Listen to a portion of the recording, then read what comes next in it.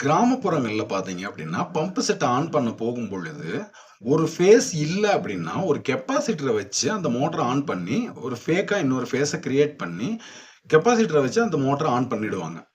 இப்படி பண்றது லீகலா அப்படின்னு கேட்டீங்க அப்படின்னா, இது லீகல் கிடையாது. அதே நேரத்தில கிராமப்புறங்கள்ல விவசாயிகள் இந்த மாரி செய்யும் பொழுது, ஈபி வந்து பெருசா ஒண்ணும் அவங்கள கண்டுக்க மாட்டாங்க. ஏன்னா, அவங்களோட வாட்டர் எமர்ஜென்சி.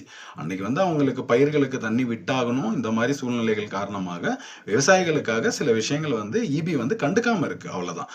ஆனா, இதனால என்ன பாதிப்பு ஏற்படும் அப்படின்னு பார்த்தீங்க அப்படின்னா, ஒரு டிரான்ஸ்ஃபார்மர் போட்டிருக்காங்க.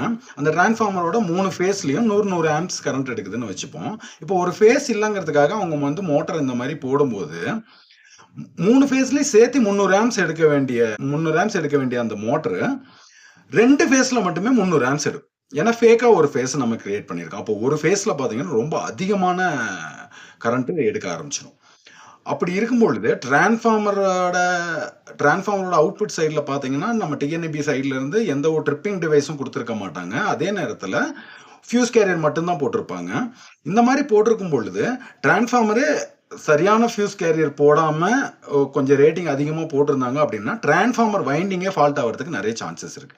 அது மட்டும் இல்லாம, நம்ம ஆன் பண்ற அந்த மோட்டரு கெப்பாசிட்டர் போட்டா 3 ஃபேஸ்ல அந்த மோட்டார் வேலை செய்யுதுங்கிறதுக்காக நம்ம அத வந்து கன்டினியூஸா பயன்படுத்திறக்கூடாது. ஏன் அப்படின்னா, கெப்பாசிட்டர் போடும்போது 120 டிகிரி பெர்ஃபெக்ட் ஃபேஸ் ஆங்கிள் டிஃபரன்ஸ்ல அந்த இன்னொரு ஃபேக்கான ஃபேஸ் வந்து கிரியேட் ஆகாது.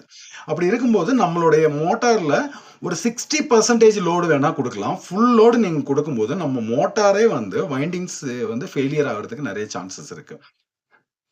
இத வந்து ஒரு எமர்ஜென்சி பர்ப்பஸ்க்காக ஒரு 1/2 மணி நேரமோ, 1 மணி நேரமோ நம்ம பயன்படுத்துறோம்னா, அது தப்பில்ல. ஈபி இன்ஸ்பெக்ஷன் வந்தாங்க அப்படின்னா, இது வந்து கண்டிப்பா என்னைக்கு இருந்தாலும் ஒரு பிரச்சனை தான். பார்த்து பயன்படுத்துங்க. நான் உங்க மின்சார